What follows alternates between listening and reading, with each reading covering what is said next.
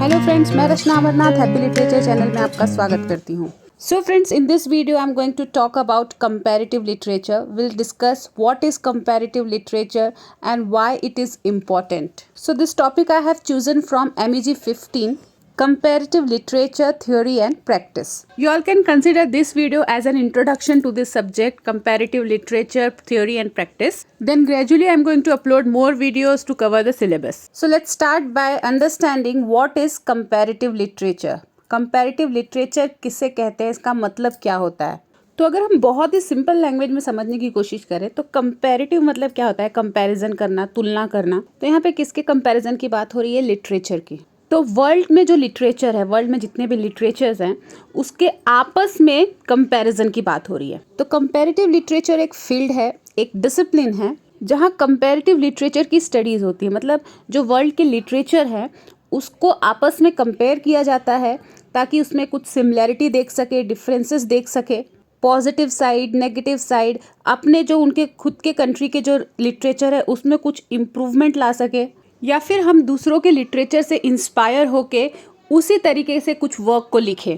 तो comparative literature के studies में ये सारी चीज़ें होती हैं, हम लिटरेचर को, वर्क को कंपेयर करते हैं। So it was a very general explanation for this concept. Now let us understand the same thing with the help of text. Comparative literature is an academic discipline devoted to studying how culture and literature are expressed differently in different nations and languages.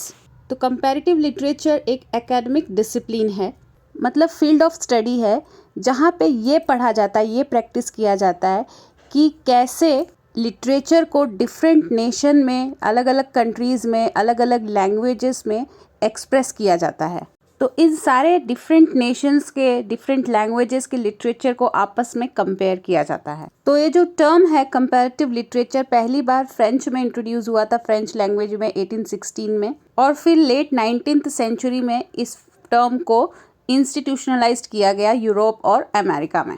तो इसे और simple तरीके से समझे तो comparative literature क्या है, study of literature, study of two और मोर लिटरेचर इन कंपैरिजन। तो जब कई सारे लिटरेचर को आपस में कंपेयर किया जाता है तो कई सारे कंपोनेंट्स को इंक्लूड करते हैं, जैसे कि historical components, gender, economic, cultural, social, philosophical, religious and linguistic. Now let's see the importance of comparative literature. अगर हम कंपैरेटिव लिटरेचर की स्टडी कर रहे हैं तो उसका क्या बेनिफिट है, उसका क्या इंपॉर्टेंस है।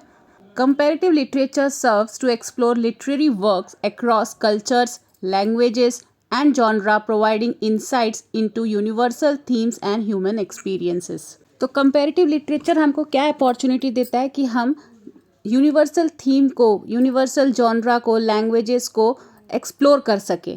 It also enhances cultural understanding, fosters cross cultural dialogues and contribution to more comprehensive appreciation of diverse perspectives. तो जब हम दूसरे के लिटरेचर को एक्सप्लोर करते हैं, उसकी स्टडी करते हैं, तो कुछ चेंजेस हम अपने लिटरेचर में भी ला सकते हैं, उनके लिटरेचर के थ्रू उनके लिटरेचर को अप्रिशिएट कर सकते हैं और अपने लिटरेचर को एनहेंस कर सकते हैं। और इस कंपैरिजन के थ्रू हमें कई सारे पर्सपेक्टिव के बारे में पता चलता है, डिफरेंट पर्सपेक्टिव के बारे में पता चलता है। Through the comparison of literature one can uncover commonalities, differences and the intricate connections that shape the human narrative.